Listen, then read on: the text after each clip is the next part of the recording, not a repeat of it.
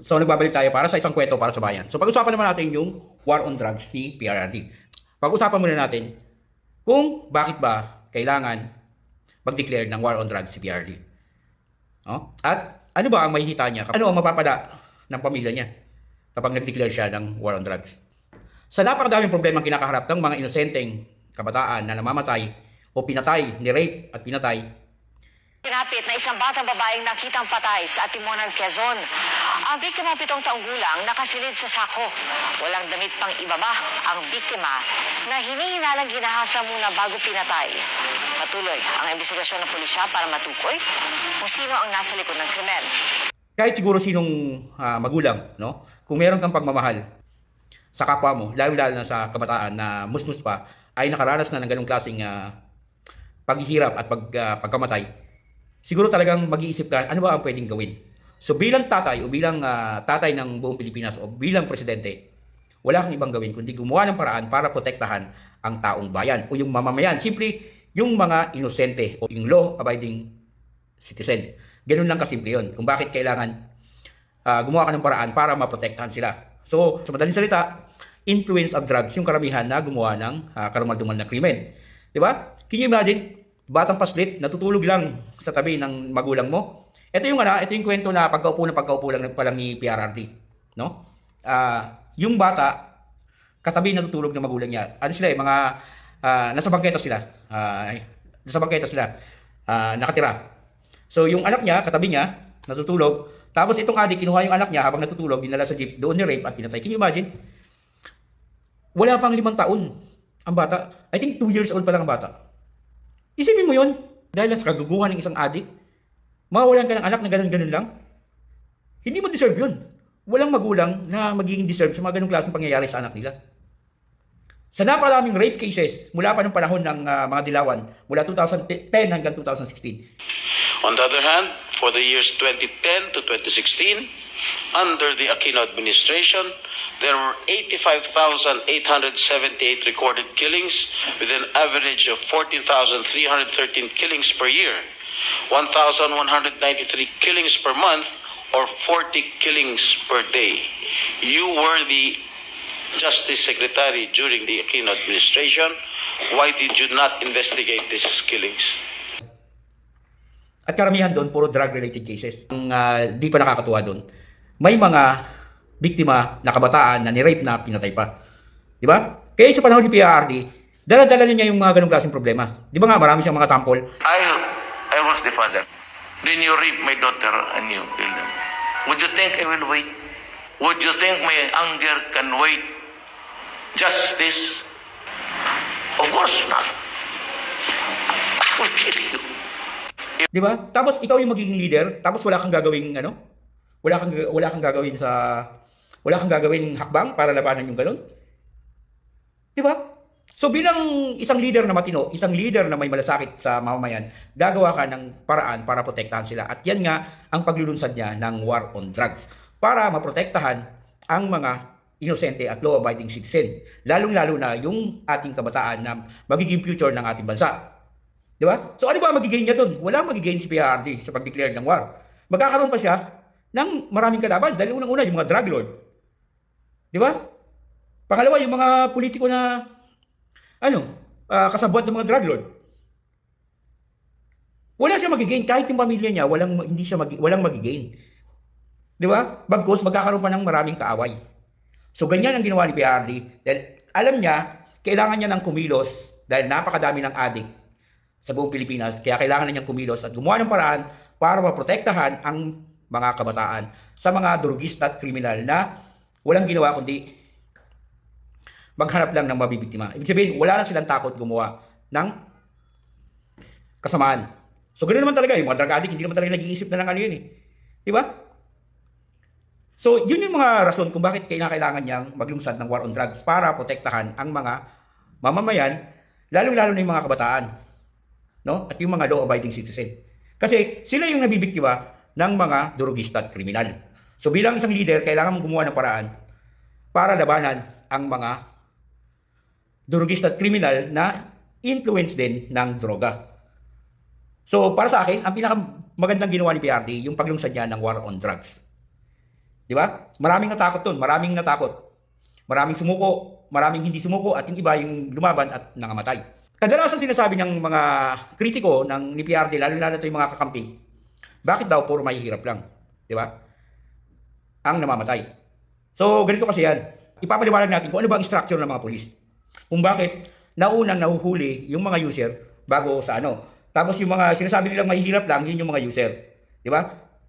Kung bakit sila yung nauna? Kasi kailangan mong gumawa ng paraan, makakuha ng impormasyon sa kanila. Pag nahuli mo sila, magkakaroon ka na ng step 2 kasi ang susunod yan, mahuli mo yung pusher. At pag nahuli mo yung pusher, susunod yan, yung malapit na sa drug lord hanggang makarating ka sa drug lord. So ganun yun, kung bakit naunang nahuhuli yung mga mahihirap. Kasi sila yung nasa baba, kasi sila yung user kadalasan. Dahil yung mga drug lord, nandun yan sa malalaking bahay, naka-pader, naka-CCTV. So bago ka makarating, wala na yung drug lord doon. So kailangan mong malaman muna mula sa baba bago ka makarating sa drug lord. So palagi nila sinasabi, sus, kunyari lang kasi, di ba? Puro may hirap lang yung mamatay. Puro yung maliliit lang doon ang mamatay. Kasi normal yun na, ganun yung structure eh. Oh, lumaban ka. Drug addict ka, lumaban ka. Oh, ikaw talaga yung unang mamamatay. Di ba nga, pinapasuko kayo pero ayaw nyo sumuko. Mas gusto nyo lumaban. Di ba? O so ikaw talaga yung mamamatay. Oh, bakit po konti lang yung drug lord na namatay? Mga drug lord na buhay, sila yung hindi na pinpoint.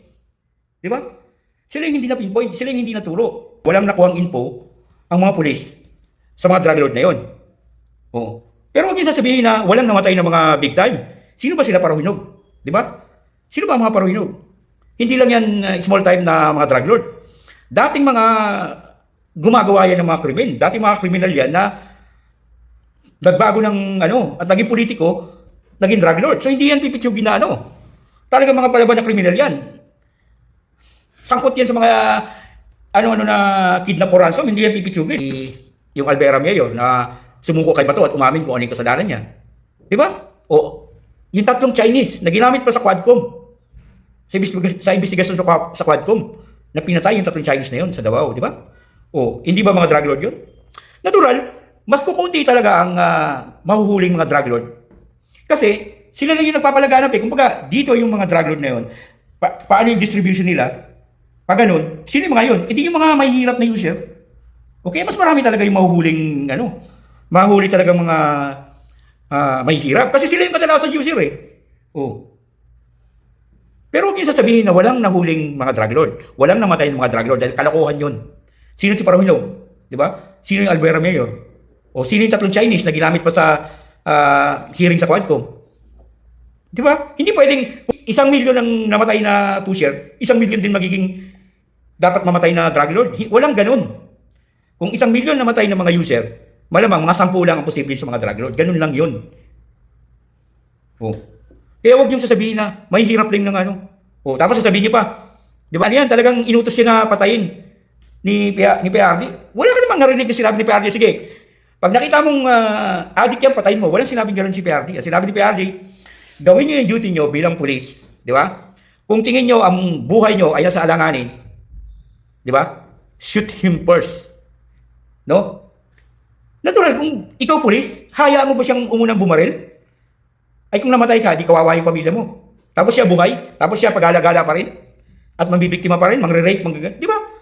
Oh. Natural. Hindi pwedeng yung isasabihin nyo na hindi naman nanlaban, kalokohan yung hindi nanlaban. Maraming namatay na pulis. Daan din ang bilang ng mga namatay na pulis sa war on drug, sa mga raid nila. Kaya huwag yung sabihin na bigla na lang pinagbabaril.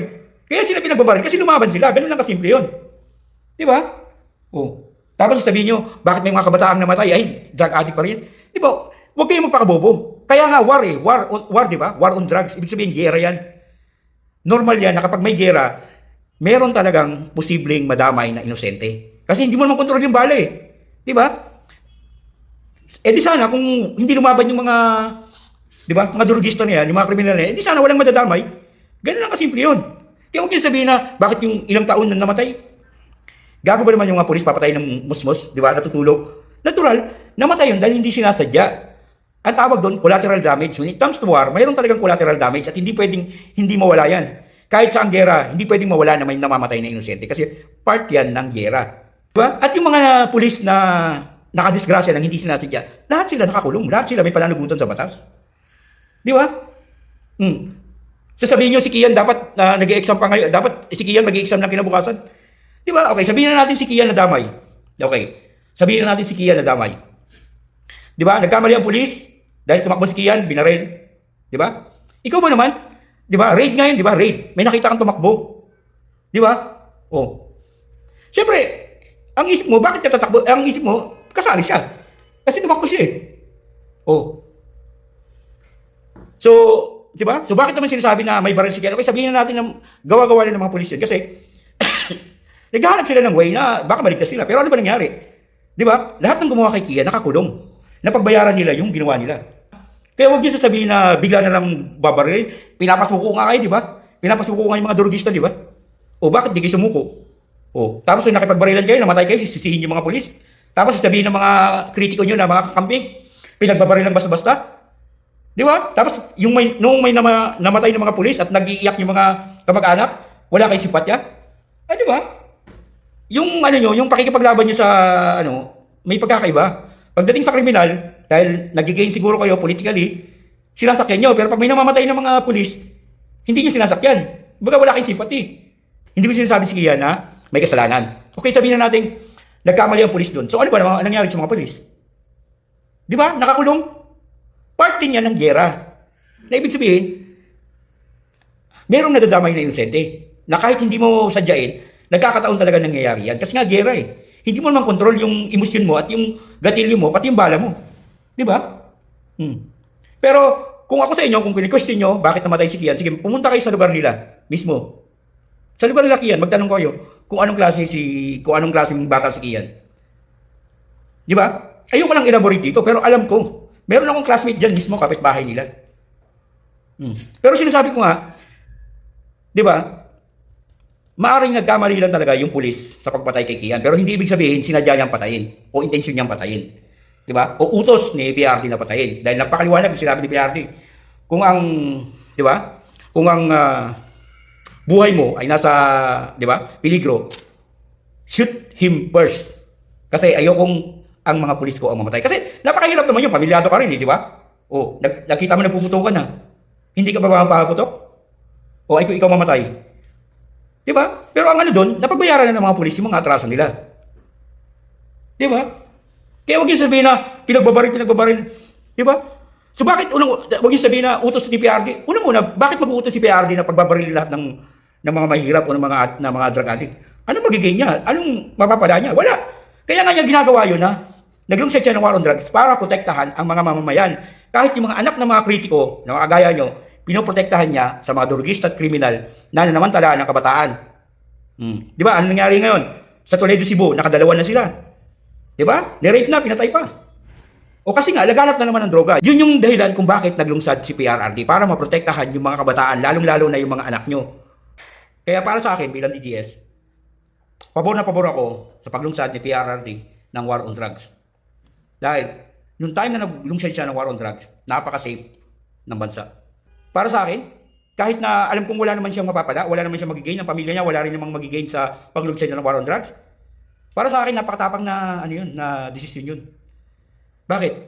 Kasi kahit na alam mong wala kang mapapala, ginawa mo pa rin kasi para maprotektahan yung mga mamamayan, lalong-lalo na yung kabataan, na kadalasan nagiging biktima ng mga drugista at kriminal. Karamihan sa kanila, ni-rape na, karumal-dumal pa yung pagpatay. So yun yung dahilan kung bakit kailangan niya maglungsad ng war on drugs. Sa burol, kahit isa man lamang sa mga kinatawan ng Catholic Bishops Conference of the Philippines, gayon din ng CHR sa burol ng kanyang anak. Git ni Reynaldo, bakit tilaan niya nananahimik ngayon ang dalawang institusyon sa nangyari sa kanyang anak? Ngayong napakaingay-anya ng mga ito pagdating sa mga napapatay ng pulisya sa kampanya nito kontra iligal na droga. Kasunod itong muling nanawagan ng katarungan sa Ginoong Reynaldo para sa kanyang anak na pinatay, hinahasa at sinunog pa ng mga taong sabog sa pinagpapawal na gamot. Kaya doon sa mga kritiko ng ni PRRD, lalo na itong mga campaign na nagsabi na pinagpapatay yung mga inosente, kalokohan yun. Kasi kung talagang maraming pinatay ng mga inosente, dapat marami kayong testigo sa ICC. Pero bakit naghahanap kayo? Tapos ang dami-dami nyo pang mga testigo na alam na mga kapitbahay nila na hindi namatay yung anak nila sa war on drugs. Diba? Oh. Iilan lang, hindi nga kayo makahanap ng 10 testigo na doon sa sa war on drugs. Oh, karamihan pa ng testigo nyo, bayaran pa, si Las Cañas tsaka si Matubato. Tapos meron kayong testigo na sinasabi na pinatay yung alin sa war on drugs, yung pala, namatay sa riding in tandem. Di ba? Yung isa doon, yung si Tasya, at saka yung, di ba? Ilan na nga lang yung testigo nyo, tapos ilan pa sa kanila, tanga pa. Di ba? Kaya para sa akin, nagpapasalamat talaga ako na naglungsad si PRD ng war on drugs. Para mabawas-bawasan naman yung mga durugista at kriminal. Kita mo naman ngayon, nagbabalikan na, marami na nabiktima. Kasi nga, walang ginagawa yung gobyerno labanan ng droga. Ganun lang kasimple yun. Kaya ako, para sa akin, kapag nanalo si BP Inday, mas gusto ko ibalik ang war on drugs, mas mahigpit pa, mas doble pa sa ginawa ni PRD. Para talagang tumino. Kaya ang mga Pilipino kasi, eto sinasabi ni PRD, hanggat walang nakikita ang sample, hindi yan titino. Kaya para sa akin, pag nakapupo si BP Inday, dapat ibalik talaga yung war on drugs. Para mas safe yung mga kabataan, mas protektado ang mga kabataan, at mas takot ang mga durugista at kriminal. Ganun lang kasimple kung bakit pabor ako sa war on drugs.